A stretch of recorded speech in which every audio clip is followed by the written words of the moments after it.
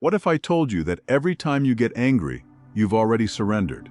Not because you're weak, not because you're incapable, but because someone else just proved they can reach inside your mind and control your behavior without your permission. Think about that for a moment. The person who can make you furious with a few words. The colleague who gets under your skin. The stranger online who ruins your mood for hours. Who really has the power? You or them? Most people will spend their entire lives believing anger is strength. They've been taught that if someone disrespects them, they must react. If someone crosses a line, they must strike back. If someone challenges them, they must prove themselves. It sounds admirable, but it's also one of the most effective traps ever created. Because while ordinary people are busy defending their pride, the truly powerful are doing something completely different. They're watching, calculating, waiting, and most importantly, they're refusing to give anyone access to their emotional controls. Here's something fascinating. Throughout history, kings have lost kingdoms, generals have lost wars, and brilliant men have destroyed their own futures for one simple reason. They couldn't control their emotions when it mattered most. One moment of anger, one impulsive reaction, one wounded ego, and everything collapsed. Yet the people who shaped history, the ones who quietly accumulated influence, respect, and power, shared a different trait. They understood that the greatest victory is not conquering others, it's becoming unconquerable yourself. Machiavelli recognized this more than 500 years ago. He saw something most people still fail to understand today, that the easiest person to manipulate is not the weak person, it's the emotional person. The person who must react, the person who cannot tolerate disrespect, the person who feels compelled to prove a point. Because the moment someone can predict your reaction, they can control your next move. And once they control your next move, the game is already over. So let me ask you a question. Have you ever noticed how the calmest person in the room often has the most influence? Not the loudest, not the most aggressive, not the one shouting to be heard, but the calm one. The one who remains completely composed while everyone else loses control. There's a reason for that, and by the end of this video, you'll understand exactly why silence can be more powerful than retaliation, why emotional detachment terrifies manipulators, and why the ability to remain unbothered may be the most dangerous form of power a person can develop. Today, we're breaking down 8 of Machiavelli's darkest lessons on emotional mastery, psychological control, and strategic power. These are not motivational slogans. They're principles rooted in human nature itself. Principles that can transform you from someone who reacts to every provocation into someone who cannot be shaken, manipulated, or controlled. Because the truth is simple, the world doesn't belong to the strongest. It belongs to the people who remain in control when everyone else loses theirs. So if you're tired of giving your peace away, tired of carrying anger that benefits nobody, and tired of letting other people's actions dictate your emotional state, then stay with me. Because what you're about to learn could completely change the way you see power. Number 1. The illusion of anger as power. Let's expose one of the biggest scams ever sold to men. The idea that anger makes you powerful. It doesn't. It makes you predictable, and predictable men are easy to control. Think about the last time someone got under your skin. Maybe it was a disrespectful comment, a woman who ignored you after showing interest, a colleague who challenged you in front of others, or a family member who knew exactly which nerve to touch. You felt it immediately, that heat in your chest, that pressure behind your eyes, that urge to respond, to prove a point, to show them they can't treat you like that. But here's the uncomfortable question. If a few words can completely change your emotional state, who's really in control of your mind? You or them? Most men never ask themselves this. They call their emotional reactions strength. They call their explosions standing up for themselves. They call their impulsiveness being real. But let's be honest, a man who can be controlled by a sentence is not powerful, he's programmable. And the people around him know it. The cold truth is that every manipulator studies emotional men the same way a hunter studies prey. They're looking for triggers, weak spots, unresolved wounds, Because once they find the button, they don't have to fight you anymore. They simply press it, and you destroy yourself. I've seen this happen countless times. A man spends 10 years building a career. One moment of anger destroys it. A husband spends 20 years building a family. One uncontrolled reaction burns it to the ground. A man spends years building status and respect, then loses everything because his ego couldn't tolerate a moment of humiliation. 1 minute. That's all it takes. Not because the enemy was stronger, because he lost control of himself. Machiavelli understood something most men still don't. The battlefield is never outside first. It begins inside. And most men lose there before the fight even starts. Watch carefully the next time someone provokes you. Look beyond the words. What they're really asking is, can I control your emotions? That's the test. Not the insult. Not the disrespect. The reaction. The moment you explode, the test is over. You failed. Because now they know exactly where your chains are attached. And here's where it gets dangerous. The world rewards emotional reactions in entertainment. Movies teach you that the strongest man is the one who snaps, the one who finally loses control, the one who unleashes his rage. Looks exciting on a screen. In real life, that man usually ends up divorced, broke, manipulated, fired, arrested, or regretting something he can never take back. Real power looks completely different. Real power is unsettling. It's the man who gets insulted and doesn't flinch. The man who gets challenged and stays relaxed. The man who feels anger rising inside him but refuses to become its servant. Because masters understand something amateurs never learn. Anger itself is not the enemy. Being controlled by it is. A weak man feels anger and obeys it. A strong man feels anger and studies it. He asks himself, why did that bother me? What insecurity did it touch? Why do I feel the need to prove something? And in that small space between emotion and action, he gains something rare, authority over himself. That's where power lies. Not in the outburst. Not in the shouting. Not in the retaliation. In the pause. The pause is where boys become dangerous men. Because the man who masters his anger doesn't become weaker. He becomes harder to manipulate, harder to predict, harder to defeat. And in a world full of emotional men handing away their power every day, that alone makes you a threat. Number 2, understanding human nature. Let me tell you something that most men figure out far too late. The majority of people who disrespect you are not acting from strength. They're acting from fear. The problem is that fear rarely looks like fear.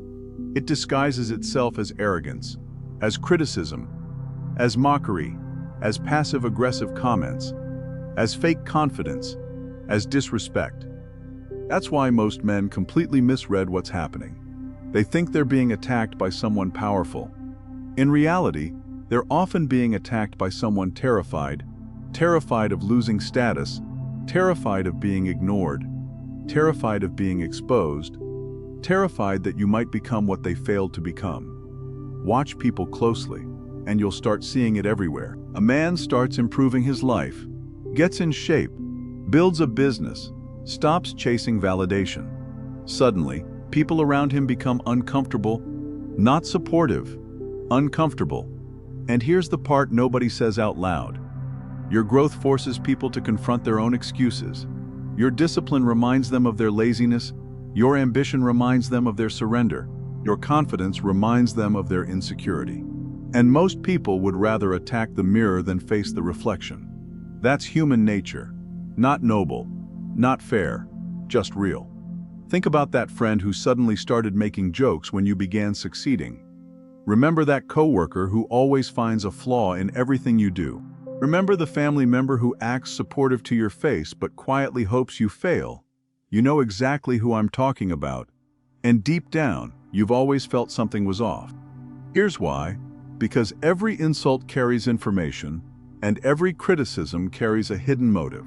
Every attempt to diminish you reveals something about the person delivering it. Most men hear words, powerful men read motives, and that's the difference. Machiavelli understood this centuries ago. He knew that human beings are driven by two forces more than anything else: fear and self-interest. Almost everything people do can be traced back to one of those two things. Which brings us to the three types of provocateurs you'll encounter. The first is the threatened one. This person sees your existence as competition. Your success creates pressure on their ego, and your progress exposes their stagnation. Because they cannot elevate themselves, they attempt to lower you. Pay attention. If someone constantly minimizes your victories, they're telling you exactly how much those victories bother them. The second is the attention addict. This person would rather receive negative attention than be invisible. You've met them before. The guy who starts arguments online, the woman who creates drama wherever she goes, the person who constantly provokes reactions. Why? Because attention is their oxygen, and every emotional response you give them is another breath. The moment you react, you feed the addiction. The moment you ignore them, they suffocate. The third type is the most dangerous because they're often unconscious. The wounded reactor. These people carry unresolved pain everywhere they go: failed relationships, broken dreams, years of resentment. They walk through life bleeding internally and eventually start bleeding onto everyone around them. You weren't the target, you were simply nearby when the explosion happened. Now here's the secret that changes everything. Once you see these patterns, you stop taking things personally. You stop asking, "Why are they doing this to me?" and start asking, "What is this behavior revealing about them?" That question changes the game, because the moment you stop seeing attacks as personal and start seeing them as psychological disclosures, your emotional chains break. You stop reacting, you start observing. You stop defending yourself, you start studying people. And that's when something dangerous happens. You begin seeing through the masks. The mask of confidence, the mask of superiority, the mask of indifference, the mask of strength. Once you can see what's hiding underneath, manipulation becomes almost impossible, because you can only be controlled by what you fail to understand. The man who understands human nature stops playing the game emotionally. He starts playing it strategically, and strategy always defeats reaction. Number 3. The mask of indifference. Let me tell you a secret most men never discover. The person who appears least affected usually holds the most power. Not because they don't feel, or because they're emotionless, but because they've learned something dangerous. They understand that reactions are currency, and they refuse to spend theirs cheaply. Think about this. How many times have you replayed an argument in your head for hours, maybe even days? Someone disrespected you, humiliated you, ignored you, rejected you, and while they were eating dinner, sleeping peacefully, or living their life completely unaware, you were still carrying them around in your mind like unpaid rent. That's power, not your power, theirs, because they occupied mental space they never earned. And here's the brutal truth: most men don't suffer from disrespect. They suffer from the need to be acknowledged, the need to be understood, the need to prove they're not weak, and the need to show they matter. That's why indifference is so powerful. It attacks the addiction itself. Imagine this: a man insults you in front of other people. He's expecting something: an argument, a defense, a reaction, a spark, anything. Instead, you look at him calmly, almost curious, then you move on. No anger, no explanation, no performance, nothing. At first, people think that's weakness, but then something strange happens. The silence starts working on him. Not you, him. Because now he's left alone with uncertainty, and uncertainty is torture for the human mind. Did I offend him? Does he not care? Did I fail? Am I invisible? Suddenly, the hunter becomes the one seeking validation. The roles reverse. The frame shifts, the power moves. This is why the most dangerous men are often the hardest to read. Notice something: the loud man in the room tells you exactly who he is. The angry man tells you exactly where his wounds are. The emotional man reveals his weaknesses for free. But the quiet man, the composed man, the one who barely reacts. Nobody knows what's happening behind his eyes. And what people cannot read, they often respect. Sometimes they even fear it. Because human beings are addicted to feedback. We're constantly scanning for signals. Did they like me? Did I upset them? Did that work? Did I get under their skin? When you refuse to provide those signals, people become uncomfortable. Very uncomfortable. You become a psychological blind spot. A mystery, and mysteries hold power. Now let me be clear, the mask of indifference is not about pretending you don't care. That's amateur behavior. Real indifference isn't suppression, it's discipline. You may feel anger, you may feel disappointment, you may feel the urge to respond, but you choose not to reveal it. Because you've realized something most people never do. The person who controls the emotional atmosphere controls the interaction.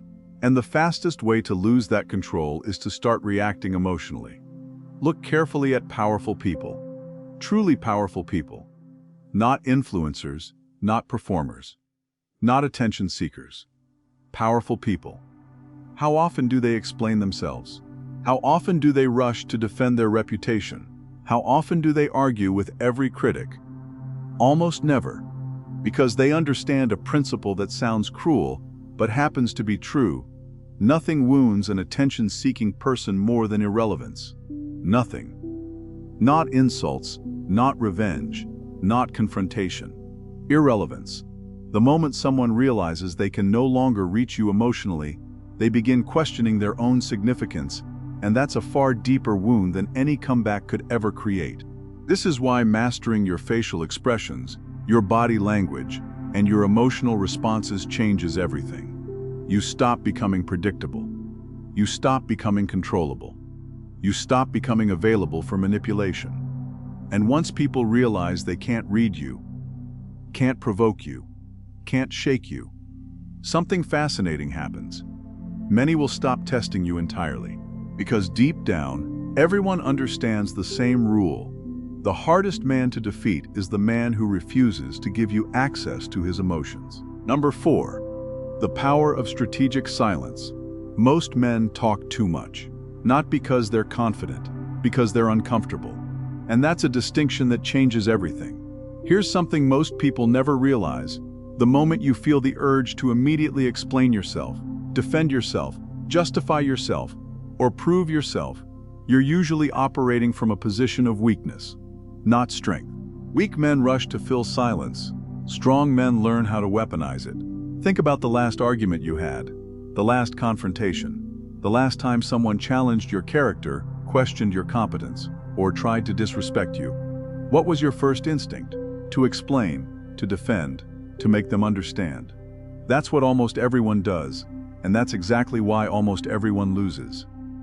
Because the moment you start explaining yourself to someone who has already decided how they see you, you've entered their frame. You've accepted their authority to judge you. You've accepted their invitation to perform, and now you're dancing while they watch.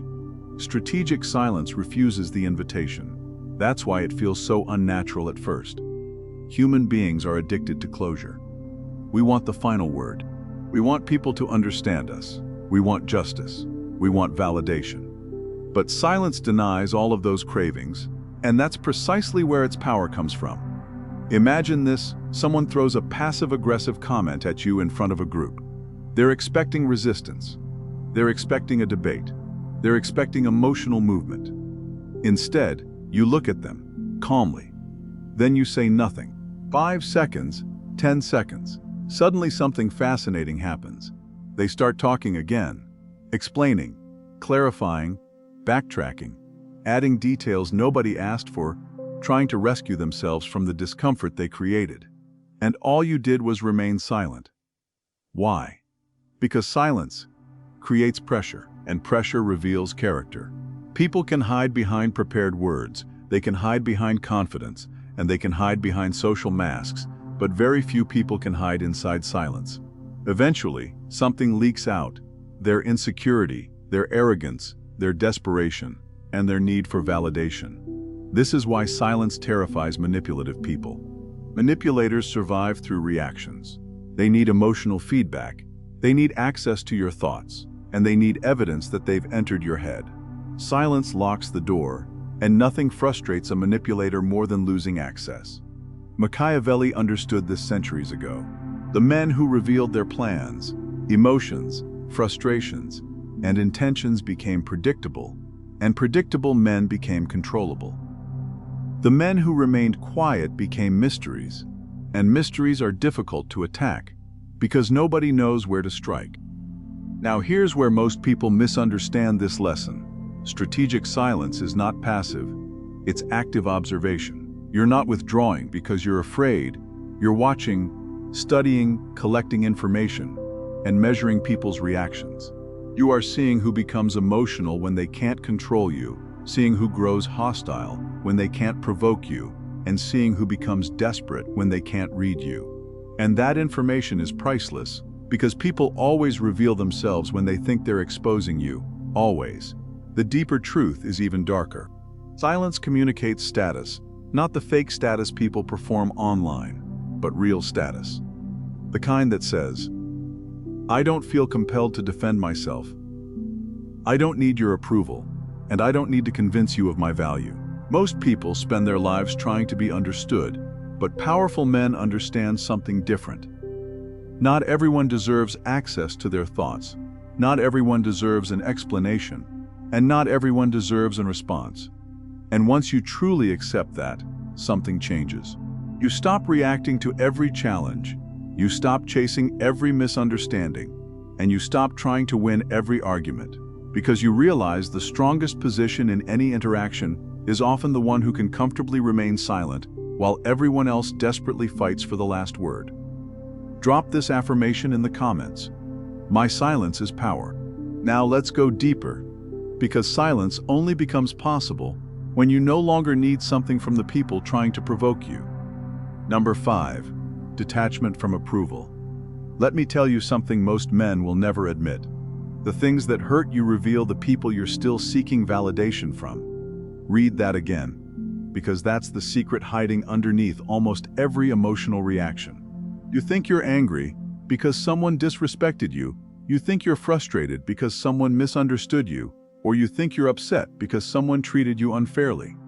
Maybe, but more often than not, the real reason is much darker. You wanted something from them, respect, recognition, acceptance, or approval, and when they didn't give it to you, your ego felt robbed. This is why a random stranger's opinion means nothing.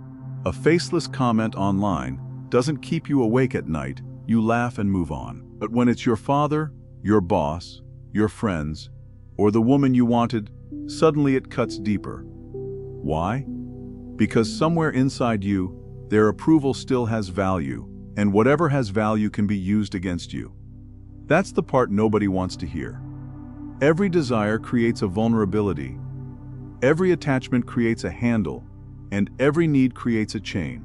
The world is full of men walking around with invisible chains around their necks. One chain attached to a woman's opinion, another attached to social status, another attached to family approval, and another attached to what strangers think of them. And then they wonder why they're constantly anxious, constantly reactive, and constantly performing. They're not living, they're auditioning. Auditioning for acceptance, auditioning for validation, and auditioning for permission to feel worthy. Here's a brutal observation. Most men don't build success because they love success. They build success because they desperately want someone to finally say, "You are enough." The expensive car, the perfect physique, and the endless achievements, sometimes those things are not ambition. Sometimes they're compensation. A silent negotiation with the world. Please admire me now. Please respect me now. Please choose me now. But here's the tragedy. The world never signs that contract. Because external validation is the most expensive addiction a man can have. The dosage is never enough. You get approval today, but tomorrow you need more. You get respect from one group, and now you need respect from another.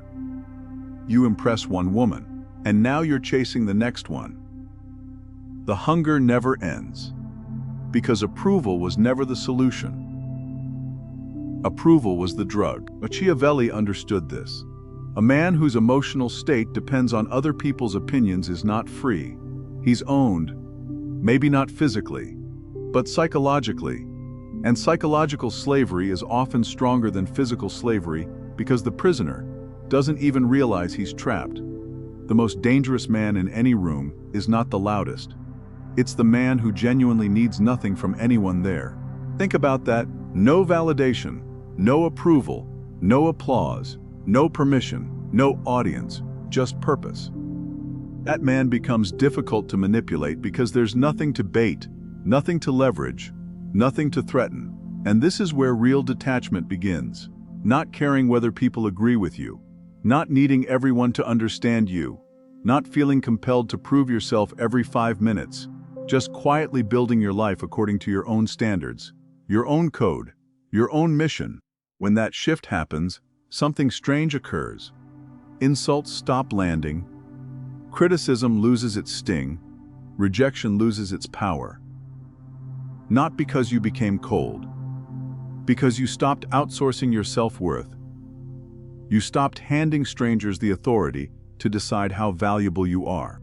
And that's freedom. The kind of freedom most people spend their entire lives chasing without ever finding. So ask yourself honestly, if you truly needed nobody's approval, how differently would you live? The answer to that question reveals exactly where your chains still are. Number 6. Mastering the inner kingdom. Let's strip away all the philosophy, all the tactics, and all the psychological theories for a moment.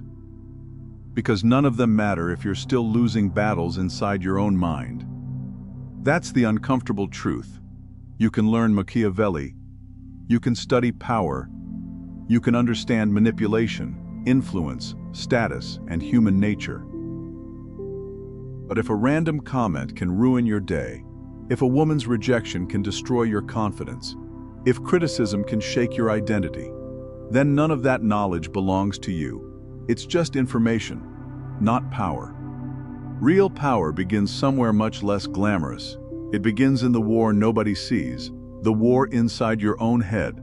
Machiavelli understood something most men spend their entire lives avoiding. Before you rule anything external, you must rule yourself, your impulses, your fears, your insecurities, your cravings, your anger, your need for validation. Because if those things control you, someone else eventually will too. Look around. Most men are not leading their minds. They're being dragged by them. A thought appears and they follow it. An emotion appears and they obey it. An impulse appears and they act on it. A notification arrives and their attention disappears. A woman shows interest and their priorities change.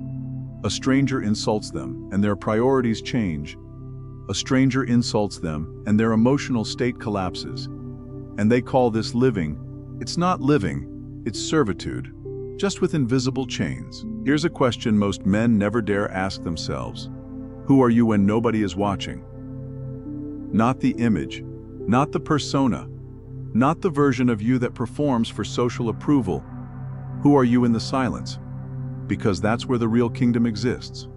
And for many men, that kingdom is in chaos, unresolved anger, hidden resentment, old wounds, unspoken fears, the constant need to prove something to someone, maybe a father, maybe an ex-girlfriend, maybe the world itself.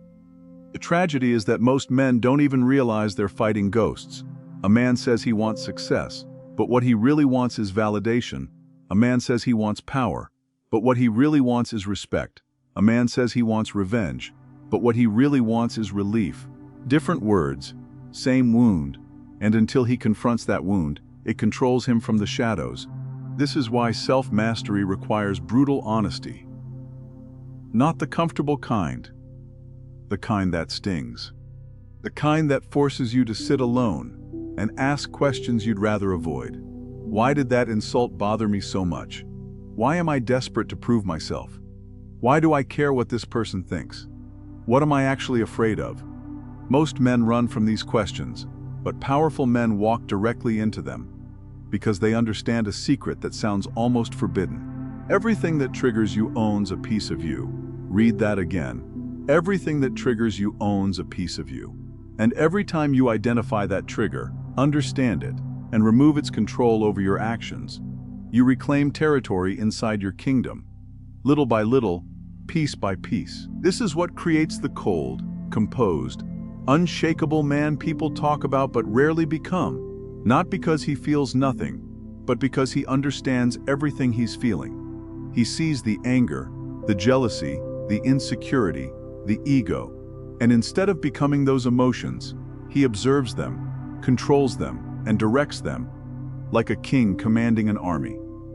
That's the difference. Weak men are ruled by their emotions. Strong men negotiate with them. But masters command them.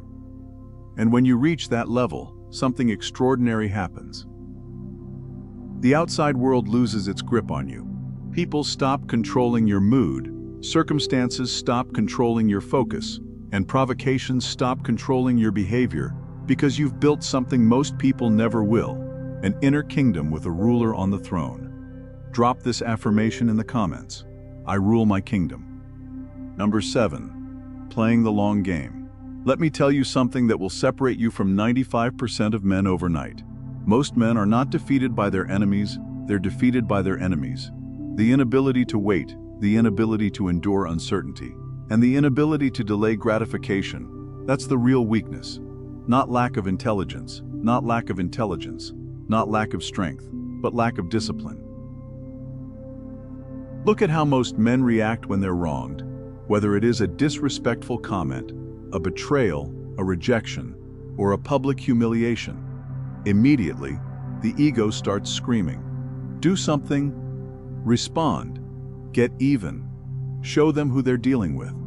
And because the pain feels unbearable in the moment, they obey. They send the message, they start the argument, they burn the bridge, and they seek revenge. And for a few brief moments, it feels incredible, powerful, satisfying, like justice. Then reality arrives, and the consequences start collecting interest. The reputation damage, the unnecessary enemies, the opportunities lost, the emotional exhaustion, and the regret. What felt like strength was actually emotional weakness wearing a mask, because real power doesn't move when emotions demand movement. Real power moves when timing is right. That's the difference. The amateur reacts to events. The amateur reacts to events. The amateur positions himself around them. Machiavelli understood this better than almost anyone. He watched rulers destroy entire kingdoms because they couldn't tolerate a temporary insult, one wounded ego, one impulsive decision, one emotional reaction, and years of power vanished overnight. The patient rulers survived. The emotional rulers became history lessons. Think about a hunter for a moment. A hunter doesn't charge through the forest making noise because he's excited. He waits, observes, studies patterns, learns movements, and conserves energy.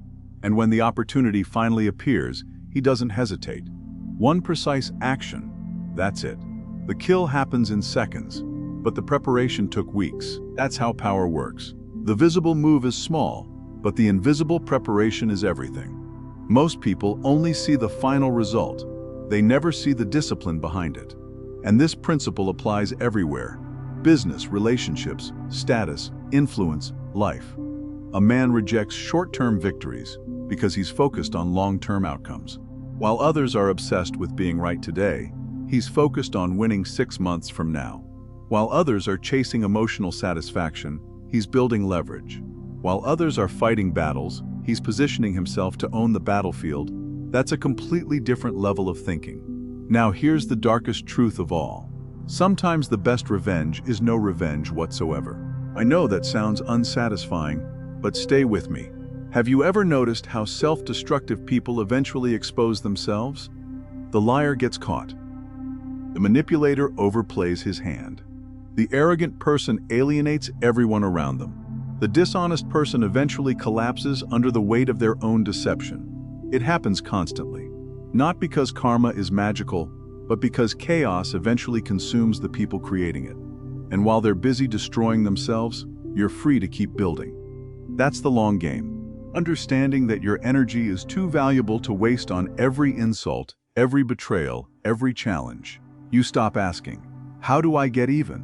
That's a completely different mindset. One comes from wounded pride, the other comes from strategic vision. The long game requires something most men never develop: the ability to tolerate temporary discomfort without sacrificing future advantage. To endure misunderstanding, to endure criticism, to endure delays, to endure setbacks, without abandoning the plan. Because here's what nobody tells you: time is not neutral. Time rewards the disciplined and exposes the impulsive every single time. And the men who understand this stop living reaction to reaction. They stop chasing immediate victories. They stop allowing emotions to dictate timing. Instead, they become architects, patient, calculated, relentless, always thinking several moves ahead. Because amateurs play for the moment, but masters play for the outcome, and outcomes worth having are almost never won overnight. Number 8, becoming untouchable. This is where most people misunderstand everything. They think becoming untouchable means becoming cold, emotionless, disconnected. A man who trusts nobody, loves nobody, feels nothing. That's not power, that's damage. And damaged men are still controlled men. They've simply surrendered to different masters. No. Becoming untouchable means something far more dangerous.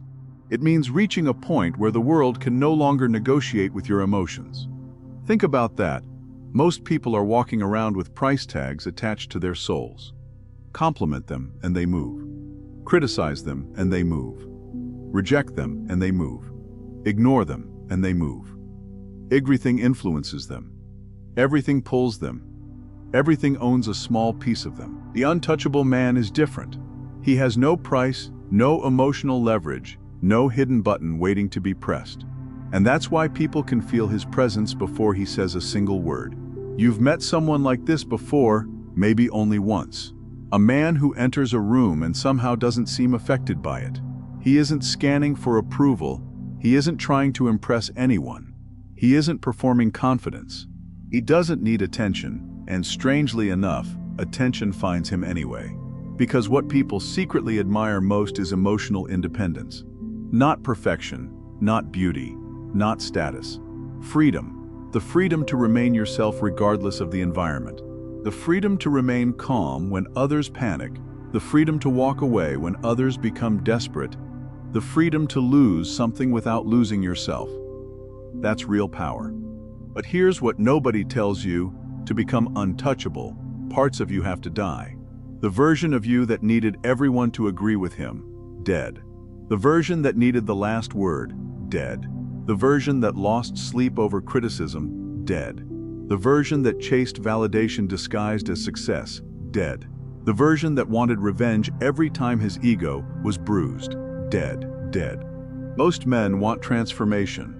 Very few want the funeral that comes before it. Because becoming powerful is not always about adding, it's often about removing. Removing weakness, removing dependency, removing emotional addictions, removing the invisible chains you've carried for years. And that's where most men quit. Because letting go of those chains feels like losing part of yourself, even when those chains are suffocating you. That's the paradox. People cling hardest to the things that hurt them most. The need for approval, the need for recognition, the need to matter in everyone's eyes, the need to matter in everyone's eyes, the need to be understood, the need to be chosen. The untouchable man eventually realizes something shocking. The moment he stopped chasing validation was the moment he became valuable. The moment he stopped demanding respect was the moment he started receiving it. The moment he stopped trying to control how others saw him was the moment he became impossible to control. Because power has a strange law. The harder you chase it, the further it moves away, and the less you need it, the more naturally it arrives. Now let me tell you what happens when this transformation is complete. People still insult you. You simply don't carry it home. People still reject you. You simply don't build your identity around it. People still misunderstand you. You simply don't feel obligated to correct them. The world doesn't become softer. You become stronger. And eventually, something fascinating happens. You stop using these principles consciously. Silence becomes natural. Patience becomes natural. Emotional control becomes natural. Strategic thinking becomes natural. You're no longer acting like an unshakable man. You have become one. And that's the final lesson Machiavelli was really pointing toward. Master yourself deeply enough, and the world loses its ability to manipulate you, not because you've conquered the world, but because you've conquered the only territory that ever truly mattered, yourself. Now I want you to drop this affirmation in the comments. I am untouchable. Not because nobody can insult me, not because nobody can reject me, not because life suddenly became easy, but because I refuse to hand my mind to people who haven't earned access to it. Now let me ask you something, and I want you to answer honestly, not publicly, not for me, for yourself. Who are you when nobody is watching? Are you the man who stays awake replaying conversations in his head? The man who keeps thinking about that disrespectful comment from 3 days ago? The man who secretly wants revenge? The man who still feels the need to prove something? Or are you becoming the man who sees the game for what it is? The man who observes instead of reacts? The man who stays calm while everyone else loses control? The man who understands that attention is currency and refuses to spend it on nonsense? Because make no mistake, there are only two kinds of people in this world: those who control their emotions and those controlled by them. That's it. Everything else is decoration. The money, the status, the appearance, the followers, the reputation.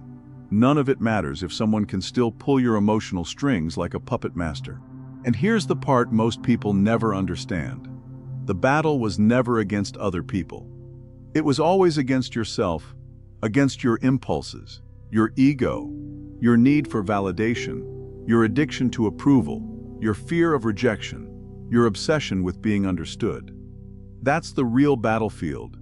And most men spend their entire lives fighting shadows outside while losing wars inside. You won't become untouchable overnight. You won't watch this video and magically transform tomorrow morning. That's fantasy. Real transformation is much less exciting and much more powerful. It's built in moments, tiny moments. The moment you choose silence instead of reacting. The moment you refuse to explain yourself. The moment you let an insult die without carrying it home. The moment you stop chasing someone's approval. The moment you walk away from a pointless battle. The moment you choose discipline over emotion. Nobody applauds those moments. Nobody notices them. But those are the moments that build the man.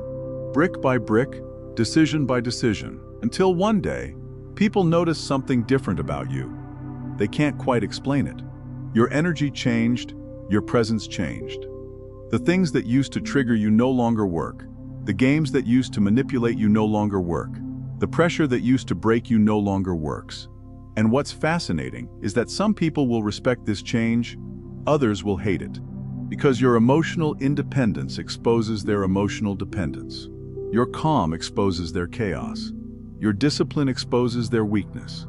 Your self-control becomes a mirror they don't want to look into, and that's fine. Their reaction is no longer your responsibility. Remember that. You are not responsible for managing other people's emotions. You are responsible for mastering your own. That's where freedom begins. That's where power begins. And that's where the vast majority of people stop. Because it's easier to blame the world than conquer yourself.